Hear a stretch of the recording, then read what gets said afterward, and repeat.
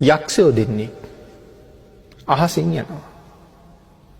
මේ යක්ෂයෝ දෙන්න දකිනවා සරියුත් මහරහතන් වහන්සේ හඳ එළියේ වාඩි වෙලා ඉන්නවා.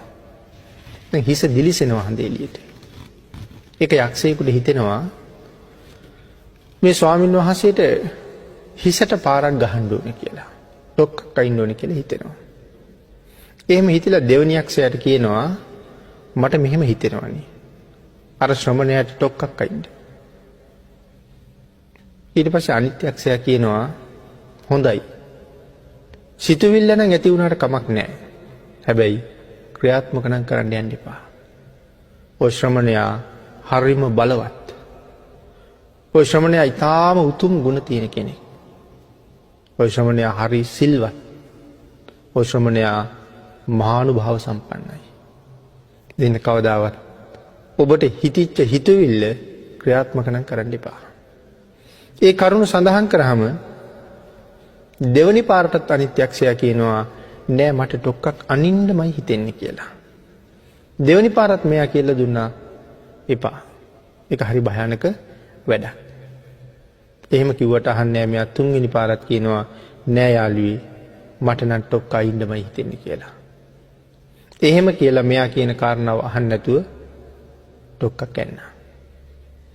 හැබැයි ඒ ඩොක්ක කොහොම ඩොක්කක්ද? කොහොම ප්‍රහාරයක්ද? මේ අත මිටමොලවලා තමයි ගහන්නේ හිසට. ආන්ගේ කාරණාව සඳහන් කරනවා ධර්මයේ ඒක කොහොම පාරක්ද කියලා. රියන් 7මාරක් උස මධ්‍යම පුරුෂයෙකුගේ රියනෙන් රියන් 7මාරක් උස ඇතෙකුට මිටමොලවලා මේ පාර ගැහුවනම් ඇතා සම්පූර්ණයෙන්ම මහ පොළොවේ ගිලෙනවා කියලා සඳහන් කරනවා. පොළොව කඩාගෙන ඇතා යට යනවා. ඒ තරම් ලොකු පාරක් ගහන්නේ. මහා පර්වතයකට මිටමොලවලා මෙයා ගැහුවනම් මේ පාර ඒ ගල් පර්වතයේ ගඟන වලං කෑලි කැඩෙනවා වගේ පතුරු ගැලවෙනවා කියලා සඳහන් කරන්නේ. තරම් මහ ප්‍රබල පාරක් එල්ල කරන්නේ. යක්ෂයෙක් ගහන පාරක් නේ. හැබැයි මේ පාර ගහනවා මුගලන් මහරහතන් වහන්සේ දකිනවා. යක්ෂයා හැබැයි පාර ගහලා අනිත් යක්ෂයාට කෑ ගහලා කියනවා ඩයිහාමි කියලා කෑ ගහනවා. මම දනවා කියලා කෑ ගහනවා. යාරේ කිව්ව ගහන්න එපා කියලා. එතකොට මෙයාට උඩ පිහිටලා ඉන්න බෑ. ඇඟ දැවිල්ල. දැවිල්ල නිසා පොළොවට වැටෙනවා මෙයා. ආන්ගේ කාරණාවේදී සඳහන් කරනවා යොදුන් 1,68,000ක් උසයි මහා මේරු පර්වතය කියලා. මහා මුහුදෙන් යට යොදුන් 84,000ක් තියෙනවා. මහා මුහුදෙන් උඩට යොදුන් 84,000ක් තියෙනවා. හැබැයි අපිට පේන්නේ අභිඥාලාභීන්ට තමයි පේන්නේ. මේ දැවැන්ත පර්වත රාජ්‍යය උස්සගෙන ඉන්න මේ මහ පොළොව කොයිතරම් ඝනකම් සහිතයිද? සඳහන් කරන මහ පොළොව යොදුන් 2,40,000ක් ඝනකඩයි කියලා. ආන්ගේ දැවැන්ත මහ පොළොව යොදුන් 1,68,000ක් උස මේ මහා මේරු පර්වත රාජ්‍යය වගක්වත් නැතුව දරාගෙන ඉන්නවා. මේ පර්වතයේ මහ පොළොවට බරක් නෙමෙයි. නමුත් සඳහන් කරනවා මේ මහ පෞකාරය උස්සගෙන ඉන්න බෑ වගේ. මේ පර්වතයේ දරාගෙන ඉන්න පුළුවන්. නමුත් මේ උන්වහන්සේට පහර ගහපු පෞකාරය දරාගෙන ඉන්න බෑ වගේ මෙයා මහ පොළොවට වැටෙනවත් එක්කම මහ පොළොව ඈත් වෙනවා. ඈත් වෙච්ච ගමන් අවීචියෙන් ආපු ගිනි දැල් මෙයා වෙලාගෙන කෑ ගහද්දි හැමම අවීචිට අරන් යනවා. කියන කාරණාව සඳහන් කරනවා ඒ තරම් උන්වහන්සේලාගේ ගුණ තේජස. ඒ වෙලාවේ මේ ඩොක්කක් අයින්නවා දැකපු නිසා මුගලන් මහරහතන් වහන්සේ ළඟට එනවා. ළඟට ඇවිල්ලා අහනවා පින්වත් සාරිපුත්තයන් වහන්සේ සුවසේ වසන්න පුළුවන්ද?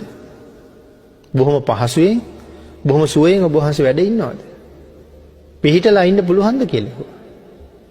ඔව් මට එහෙම මොකවත් කරදරයක් නෑ. මට අපහසුතාවයක් නෑ මොකවත්. ඒ වුණාට මගේ ඔළුව ටිකක් රිදෙනවා කියලා කියනවා. වෙන නම් කිසිම අපහසුතාවයක් නෑ. මගේ හිස ටිකක් රිදෙනවා. එහෙම සඳහන් කරාම මුගලන් මහරහතන් වහන්සේ සඳහන් කරනවා බොහෝම ආනුභාව සම්පන්නයි සාරිපුත්තයන් වහන්සේ. බොහොම ශ්‍රේෂ්ඨයි සාරිපුත්තයන් වහන්සේ. ඊටාම 이르දිවන්තයි සාරිපුත්තයන් වහන්සේ. ස්වාමීනි මොහොතකට කලින් ඔබ වහන්සේට යක්ෂයෙක් ප්‍රහාරයක් කළා. ආන්ගේ වෙලාවේ උන්වහන්සේ තමයි කියන්නේ යක්ෂයාගේ ප්‍රහාරය කොයි වගේද? මහා කන්දකට ගැහුවා නම් ඒ කන්ද පතුරු ගැලවෙනවා කියලා. රියන් 7මාරක් උස ඇතෙකුට ගැහුවා නම් ඒ ඇත සම්පූර්ණයෙන්ම මහ පොළොවේ ගිලෙනවා ස්වාමීනි. ඒ වාගේ පහරක් ඔබ වහන්සේ දෙල්ල කළේ.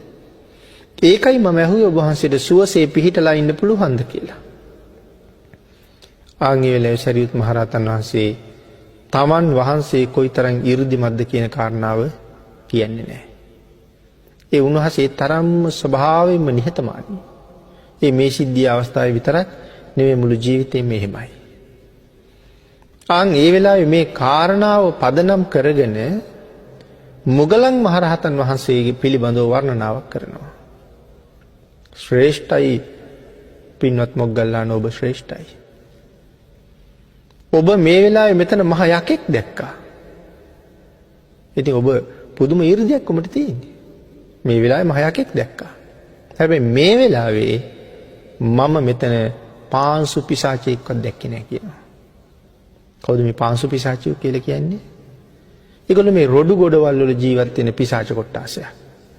තාම පුංචි ශරීරය තියෙන සංසාරේ බොහොම පව් කරපු අය. මේ වෙලාවේ මම එහෙම කෙනෙක්වත් දකින්නේ නැහැ. නමුත් ඔබ නම් මහා දැවැන්ත යක්ෂයෙක් මෙතන දැකලා තියෙනවා. ඔබේ ඊර්ධිය කොයිතරම් ශ්‍රේෂ්ඨද? දැන් මේ කතා කරන්න ආවේ උන්වහන්සේගේ ඊර්ධිය ගැන. නමුත් උන්වහන්සේ මොග්ගල්ලානන් වහන්සේගේ ඊර්ධිය වර්ණනා කරනවා මේ වෙලාවේ.